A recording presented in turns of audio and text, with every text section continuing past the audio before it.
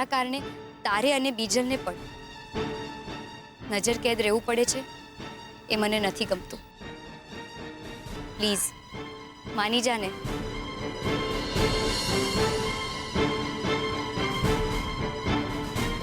સારું કિંજલ, લાવ પેલો કાગળ ફરીથી વાંચીએ પેલો શોલે વાળો ડાયલોગ.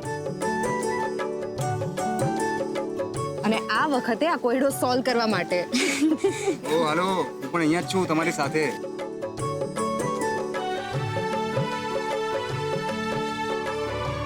कितने आदमी थे? 2 या 3? અને સાથે છે બસનો ફોટો. પણ શોલેના ડાયલોગ ને બસ સાથે શું કનેક્શન? શોલેમાં તો ઘોડાગાડી હતી ને. તો પણ બસનો ફોટો આની અંદર એને છપાવ્યો જ છે, તો બસને લાગતું વળગતું કંઈક તો આની અંદર હશે જ ને. પણ શું? ક્યાં માણસ અને ક્યાં બસ? 2 હોય 3 હોય કે પછી 23 હોય, શું ફરક પડે છે? બસ કર ને તું. યસ જીજુ, 2 કે 3 નહીં, 23 નંબર. અને હમણાં તમે શું કહ્યું? બસ કર. આ બસનો ફોટો એ બતાવે છે કે બસ કર, અને એ પણ 23 નંબરની. તો હવે તમે બંને મને એમ કહો કે જો આપણે અહીંયાથી 23 નંબરની બસ કરીએ તો ક્યાં પહોંચાડે? Income tax office. હા, હું 2-3 વાર ઓફિસના કામથી અહીંયાથી ગઈ છું. બસ ઉકેલાઈ ગયો કોયડો. તમને યાદ છે સુશાંતે પણ મને મદદ કરવાની શરૂઆત ઇન્કમ ટેક્સની ઓફિસેથી કરી હતી, અને આજે પણ શ્રી ગણેશ ત્યાંથી જ કરી રહ્યો છે.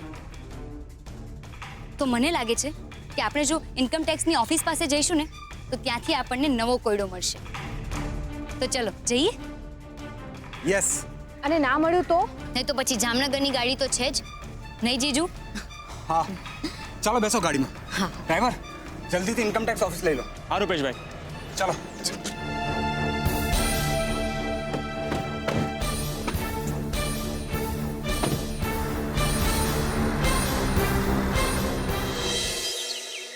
સાહેબ. આવ ગુલાબ આવ.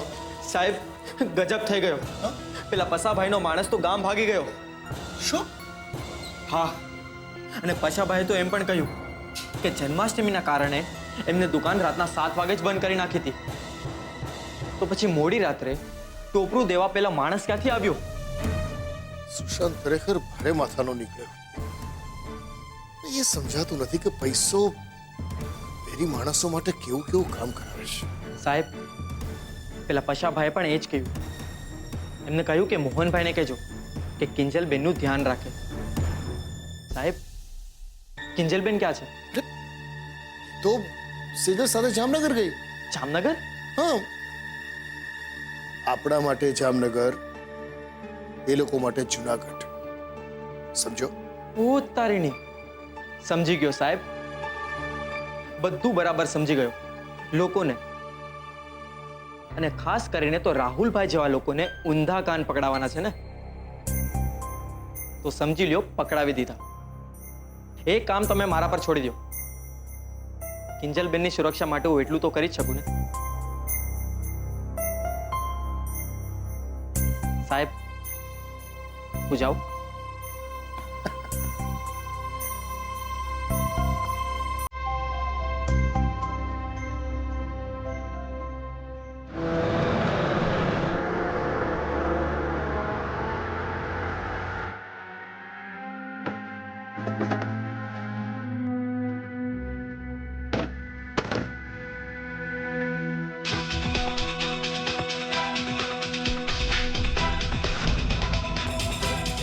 લો, પહોંચી ગયા આપણે ઇન્કમ ટેક્સ ઓફિસ.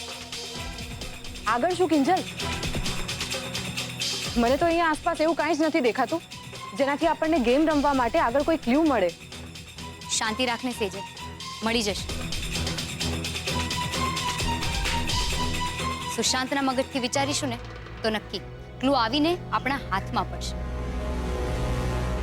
મેડમ, આ તમારા માટે. એ ઉભા રહે, ક્યાં ભાગી જતો? રૂપેશ, જવા દે ને એને. આપણી પાસે આના માટે ટાઈમ નથી. કિંજલ, જો તો આ પડીકામાં શું છે? હા,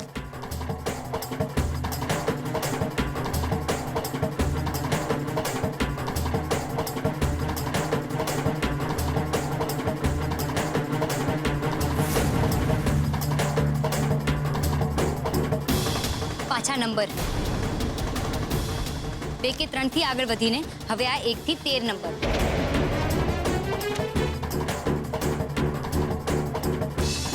કિંજલ, આ ખાલી નંબર નથી, આ તેજા પિક્ચરનું સોંગ છે. 1 2 3 4 5 છે. તને કેવી રીતે ખબર? સિમ્પલ છે, સાથે માધુરી દીક્ષિતનો ફોટો પણ છે. તો શું જીજુ, હવે આપણે આ તેજા મૂવી જોવું પડશે? અરે ના ના, પણ મને લાગે છે કે આ 13 નંબરનું અને માધુરીનું કંઈક ને કંઈક કનેક્શન તો છે જ. સેજલ, તું નેટ પર સર્ચ કરતો તો માધુરીનું અને 13 નંબરનું શું કનેક્શન છે. એના માટે ઇન્ટરનેટ પર સર્ચ કરવાની કોઈ જ જરૂર નથી. તને યાદ છે કિંજલ, થોડા દિવસો પહેલા છાપામાં એક એડ આવી હતી. નવી ડાન્સ એકેડમી શરૂ થઈ રહી છે. માધુરી દીક્ષિત જેવો જ ડાન્સ શીખો માધુરી પાસેથી જ. 1 2 3 અને એમાં પણ આ જ ફોટો હતો. એ હા, અને એમાં એમ પણ લખ્યું હતું કે તાપીનગરથી 13 કિલોમીટર દૂર. જીજુ ચાલો. હા ચાલો, થોડો ટ્રાફિક મળશે પણ પહોંચી જશું. ચાલો જલ્દી.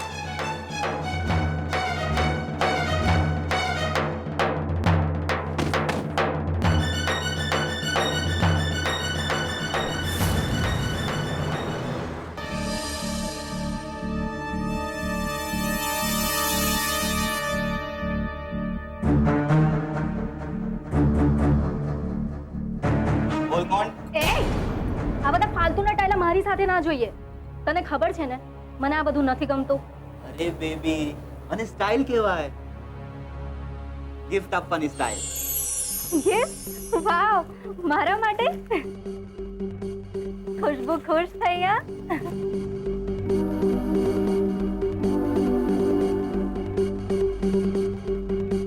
પણ મારા પણ આમ ઉડાડવા કરતા તારા બાપને 15,000 આપવાનો બંદોબસ્ત કર ને.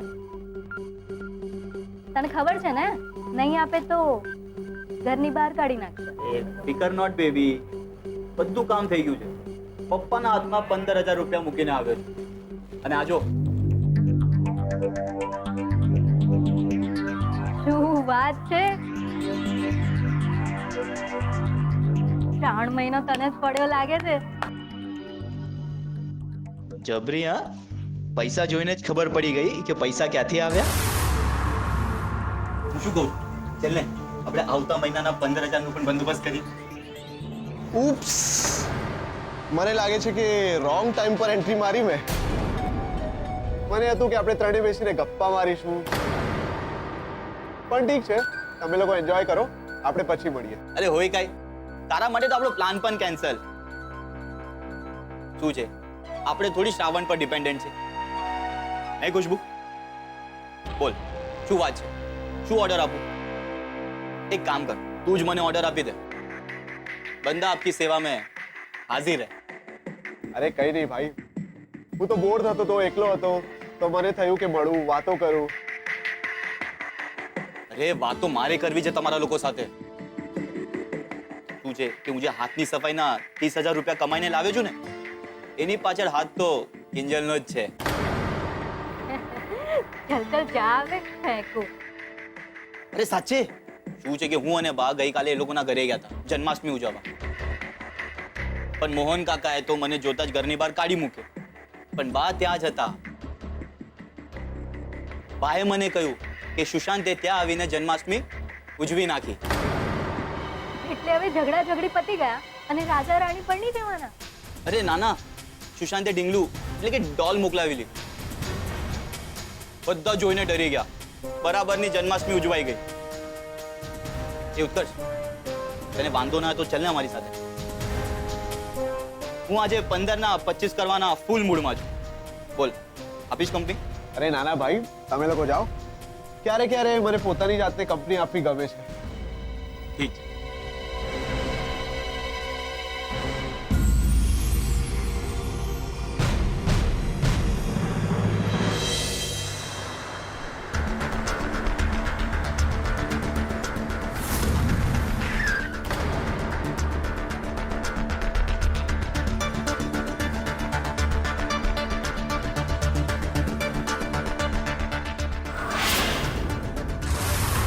અરે યાર, લાગે છે આજનો ટ્રાફિક આપણા માટે જ હતો. આપણે અહીં આવી તો ગયા, પણ ક્લાસ તો બંધ લાગે છે. તો હવે શું કરીએ? શોધીએ. મને લાગે છે જો આપણે સાચી દિશામાં છીએ તો અહીંયા ક્યાંક જ સુશાંતે ક્લુ છોડ્યો હશે. ચલો શોધીએ. ચાલો. એક મિનિટ ઉભા રહો. ક્યાં જવું છે તમને? અમે તો બસ એક મિનિટ. અરે બેન, તમે આવી ગયા? આ તમારા ચક્કરમાં બહુ મોડું થઈ ગયું મને ઘર જવામાં. હાલ્યો તમારું કાગળિયું.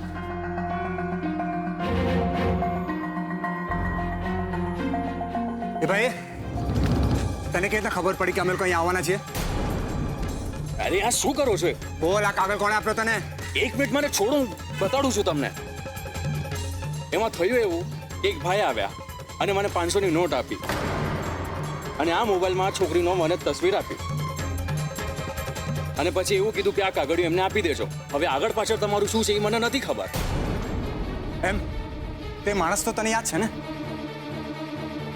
એક મિનિટ ઉભો રહે. આજો, આ એ જ માણસ છે ને કે બીજો કોઈ છે? હા, આ જ છે. ઠીક છે, ચાલ પોલીસ સ્ટેશન અમારી સાથે. રૂપેશ, અત્યારે આ બધી માથાકૂટમાં ના પડ. કાગળમાં ધ્યાન આપ્યું આપણે. ભાઈ, તમે જાઓ. શું છે આમાં લખ્યું છે डॉन का इंतजार तो 11 मुल्कों की पुलिस कर रही है, पर डॉन को पकड़ना मुश्किल ही नहीं नामुमकिन है. અને સાથે વિમાનનો ફોટો છે. એક મિનિટ લાવ તો અહીંયા. શું છે આ બધું? સુશાંતનો ફ્યુઝ ઉડી ગયો લાગે છે. કેટલું ફિલ્મી હાથ છે હવે તો. હા, તો આપણે પણ ફિલ્મી રીતે જ વિચારીએ ને. ડોન ફિલ્મમાં ડોન પણ ભાગતો જ રહ્યો છે, અને એ પણ વિમાનમાં. મને લાગે છે સુશાંત અહીંયાથી ઉડી જવાના ચક્કરમાં છે. 11 મુલ્ક.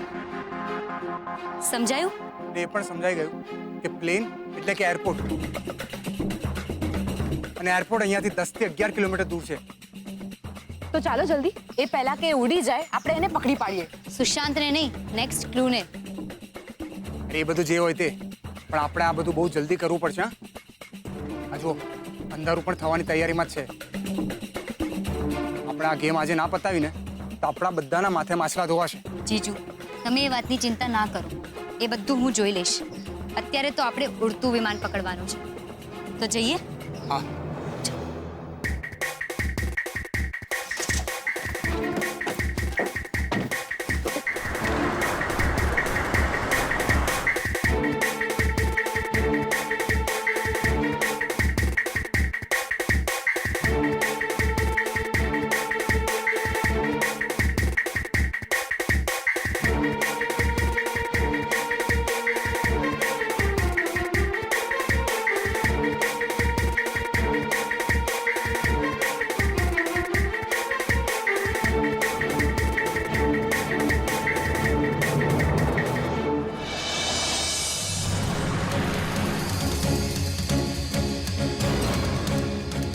રૂપેશ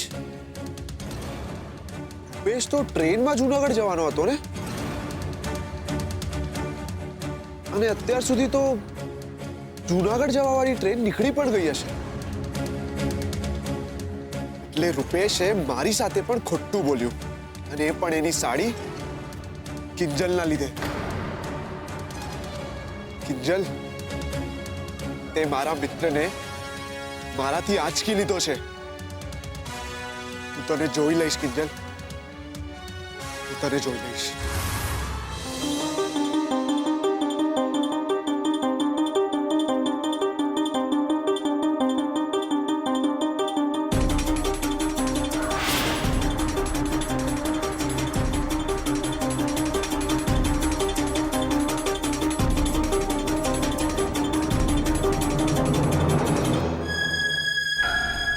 ભાઈ, એરપોર્ટ જવાનો તો રસ્તો બંધ થઈ ગયો છે. તો આગળથી બીજો કોઈ રસ્તો હશે ને? મને તો એક જ રસ્તો ખબર છે, બીજું કોઈ રસ્તો તમને ખબર હોય તો કહો, નહીતર પછી શું કરવાનું છે એ કહો. જવાનું તો છે જ. સેજલ, મોબાઈલમાં જો ને, મેપમાં બીજો ઓપ્શન હોય તો. મોબાઈલમાં નેટવર્ક જ નથી. તો હવે સાડી સાહેબા શું કરીએ? જીજુ, મને લાગે છે અહીંયા જે લેફ્ટ સાઈડ પર જે રસ્તો દેખાય છે ને, આપણે એ લઈને આગળ જતા થઈએ. બની શકે છે કે આગળ નેટવર્ક મળી જાય, ને નહીં તો એરપોર્ટ જવાનો બીજો કોઈ રસ્તો મળી જાય. અને રસ્તો ના મળ્યો તો મારી વાત માન કિંજલ, ઓલરેડી આપણને બહુ મોડું થઈ ગયું છે અને આપણે ટાઈમસર પ્રશાંત મામાને ઘેર ના પહોંચ્યા ને તો બહુ મોટી મુસીબત થઈ જશે. ઠીક છે, બસ આપણે રાતના 12 વાગ્યા સુધી આ બધી સ્ટ્રગલ કરે રાખીએ. ત્યાં સુધીમાં જો આપણે એરપોર્ટ પહોંચી ગયા અને નેક્સ્ટ ક્લુ મળી ગઈ તો ઓકે, નહીં તો પછી આપણે જામનગરની ટ્રેન પકડીને ત્યાં જતા રહીશું. મમ્મી પપ્પાને એમ કહી દઈશું કે અમને પહેલી ટ્રેનમાં ટિકિટ ના મળી એટલે અમે અહીંયા આટા ફેરા મારી રાખ્યા અને પછી રાતની ટ્રેન પકડી લીધી. ઠીક છે રૂપેશ, ઠીક છે ડ્રાઈવર, લેફ્ટ લઈ લો આગળ. ઓકે.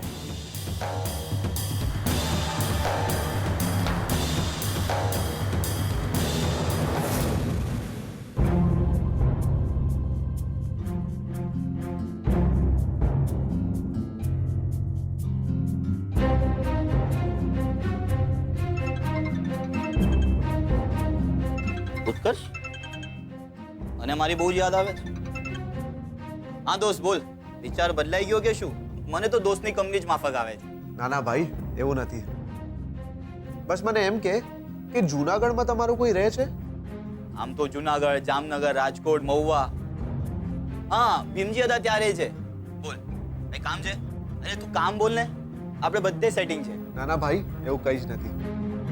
બસ મને જાણવું હતું કે જૂનાગઢમાં તમારું કોઈ સગું તો નથી રહેતું? આજે અચાનક આમ સેજલ ભાભીને જૂનાગઢ જતા જોયા એટલે થયું કે અચાનક કોઈ એમરજન્સી તો નથી આવી પડી ને? શું? તેજલ જુનાગઢ ગઈ છે? આ વાત તો મારા માટે પણ નવી છે. પણ તું ચિંતા નહીં કર, આપણી પાસે જાસૂસ નંબર 1 છે ને બા. બા ને મોહન કાકાને ત્યાં મોકલાવીને બધી વાત કાઢું છું. ના ના ભાઈ, એવું કંઈ કરવાની જરૂર જ નથી. બસ મને એમ થયું એટલે મેં પૂછી લીધું. ચાલ બાય. કમાલ છે, રાહુલને પણ આ બાબત કંઈ જ નથી ખબર અને એમના કોઈ સગાવાળા પણ નથી રહેતા જૂનાગઢમાં. તો એવું કેવું અગત્યનું કામ હોઈ શકે? અને એવું પણ નથી કે રૂપેશ અને સેજલ ભાભી એ બંને એકલા ફરવા ગયા હોય. કિંજલ પણ એમની સાથે ગઈ છે. તો પછી રૂપેશે મારી સામે ખોટું કેમ બોલ્યું?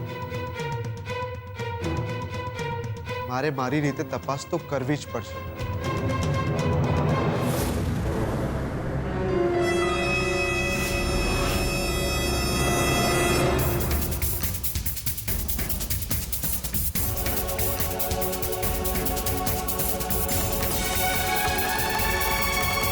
હવે વાત સાંભળો મારી.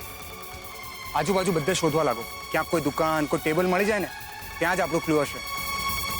ના રૂપેશ, મને નથી લાગતું કે આપણે એવું કંઈ પણ કરવાની જરૂર છે. કિંજલના કહ્યા મુજબ સુશાંતની જેમ વિચારીએ.